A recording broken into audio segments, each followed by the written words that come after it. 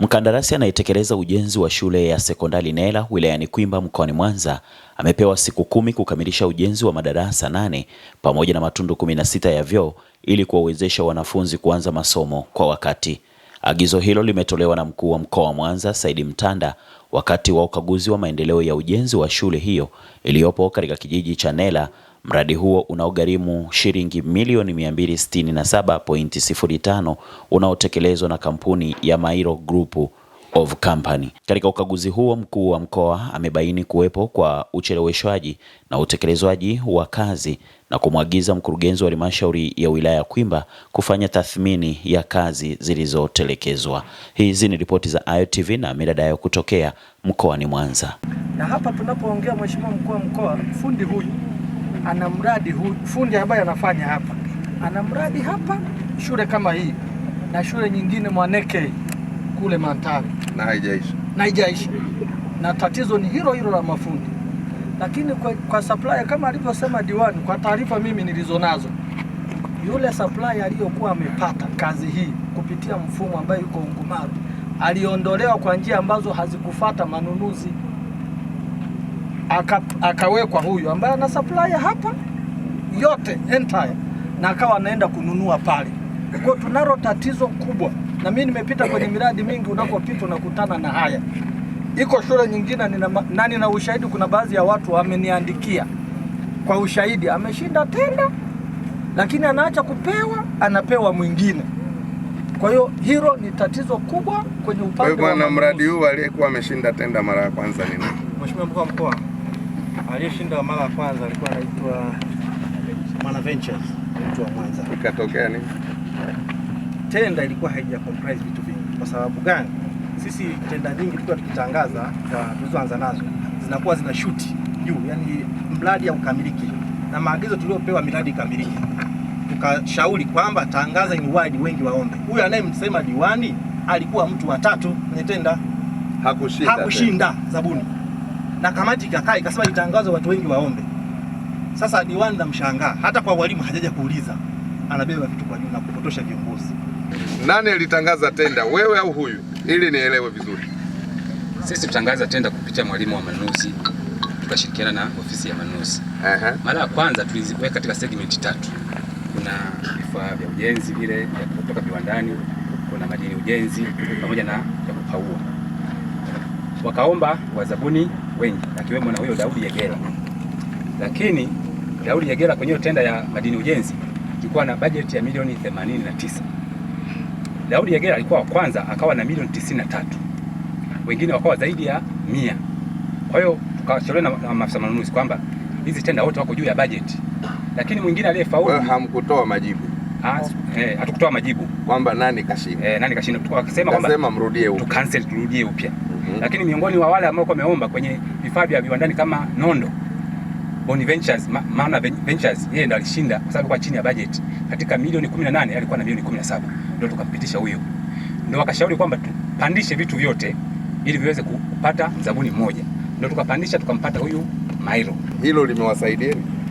Leo tumepatana mzabuni ambaye naye hana uwezo kwa kweli, yani anakopa kwenye maduka, analeta anakopa kwa yule mliomwacha mara ya kwanza. Hilo unakubali? Yani tulimwacha kwa sababu alikuwa budget iko juu. Kama budget iko juu na nyinyi mnajua huyu kweli ana hardware kubwa, ana uwezo, si mnamuita, mnafanya negotiation kwamba uwezo na mradi huu ili uishe, sisi limit yetu ni hapa. Wewe unaonekana kweli uko chini kuliko wengine, lakini wengine si wanajaza tu ujanja. Maana ni nyinyi wenyewe mnaoambia wewe weka 100, wewe weka 300, ili wewe weka 96.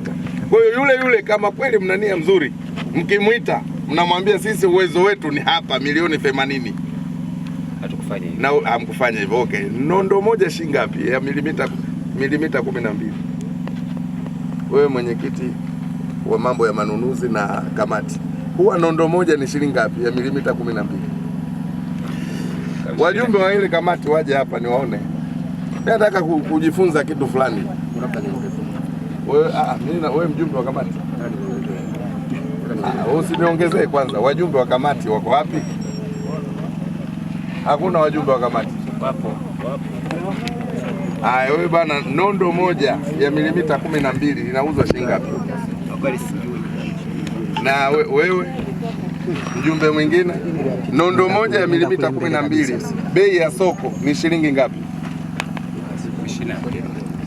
Wewe kila mimi nataka mjumbe kwa mjumbe. Shilingi ngapi mjumbe? Hujui chochote. Mnakaaje kwenye kikao mkapitisha kwamba nondo zitakuwa milioni 20 wakati hata bei ya nondo moja hamjui shilingi ngapi? Kikao hicho huwa mnatumia utaratibu gani? Kwamba kwa kuwa tu kasema milioni 20, huyu kasema 40, huyu wa 20 ndo kashinda, au huwa mnajua bei ya material? Tunajua kupitia BOQ. Mnajua, ndo nakuuliza sasa, si unajua kupitia BOQ na nyinyi si mmeshawapitisha watu na mradi unaelekea mwisho? Nauliza, nondo moja ya milimita 12 inauzwa shilingi ngapi? Hata hapo sokoni tu Hungumarwa au hapo Ngudu? Hungumarwa 22,000. Na milimita 8? Hujui? Okay. Na ulikuwa unasema nini diwani? Labda nataka tu nisaishe kwa ile mzabuni ambayo kwa memwacha na mpaka sasa hivi bado wanamwendea, hata vifaa vinavyoendelea na vijana, kuna gari zinapita tofauti. Yule ambaye ana uwezo na ambaye ulimwacha, na ndio mwalimu anamwendea kumbembeza, peleka vifaa, anakuja mkuu wa mkoa. Ndio vifaa vimeletwa na yule mwacha. Kwa hiyo leo vinaletwa kwa sababu mkuu wa mkoa anakuja. Tumesoma toka jana tofauti. Mmesoma toka jana. Anakuja mkuu wa mkoa. Kwa hiyo sasa uwezo wa yule mzabuni aliyeachwa na ndani ameshauri hata mtaalamu wangu hapa, masaa zingine wakae tu vizuri ndani yao ya halmashauri ili kuzielekeza kamati ambazo ziko huko chini kutokupotosha, kwa sababu kamati zao huko zipo tu kwa ili mradi, maana hazishirikishwe sawa sawa, wako kwa ajili ya kupitisha tu kwamba mradi angalau upitishe, lakini kwenye maamuzi sahihi ya kwamba mradi huu unatakiwa uanzie hapa BOQ wajieleze hawana halmashauri. Huu mradi unaisha lini? Mheshimiwa mkuu wa mkoa tunatarajia tarehe 28. Kwa hiyo wanafunzi wa kijiji hiki watakuwa hawasomi shule mpaka tarehe 28 mwezi wa pili. Tumepanga madarasa 4 yatakamilika kabla ya tarehe 28. Ambayo ni yapi na yapi na yapi? Madarasa 2 haya na mengine haya.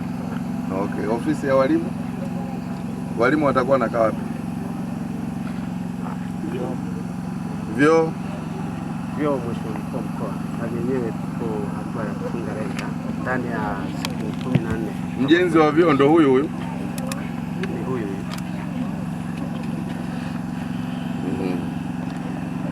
Kwa hiyo sasa maagizo yangu, tufanye tathmini huyu fundi, kazi alizofanya, pesa anayodai. Kama bado ziko fedha nyingi anazodai, atafutwe fundi mwingine ambaye atapewa jengo moja alimalize. Na hapa ninatoa muda wa siku 10 hii shule iwe imekamilika. Mtaijenga usiku na mchana, mtaijenga kwa namna yoyote ile. Tathmini ifanyike, huyu fundi apewe baadhi ya maeneo ya kumaliza, fedha zake nyingine anazodai waletwe mafundi wengine, wakabidhiwe majengo mengine, waanze kufanya kazi. Ndani ya siku 10 tutakuja hapa kuja kuuzindua huu mradi.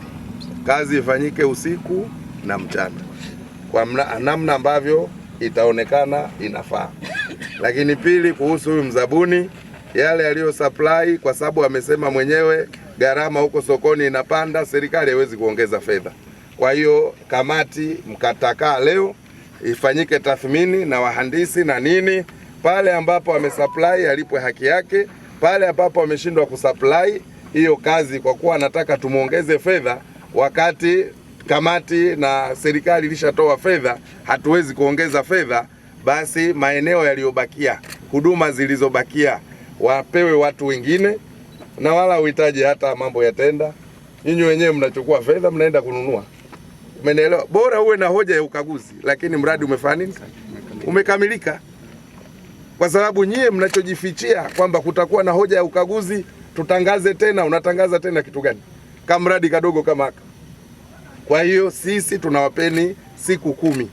wewe mhandisi utashinda hapa na miradi mingine, na kuanzia hizo ndani ya hizo siku 10 afisa elimu wa wilaya utashinda kwenye hizo shule zako, hautaruhusiwa kukanyaga pale ofisini. Ofisi yako itakaimiwa na mwingine, kwa sababu wewe ulistahili kusimamia hizi shule umalize kwa wakati. Wewe hukutimiza wajibu wako.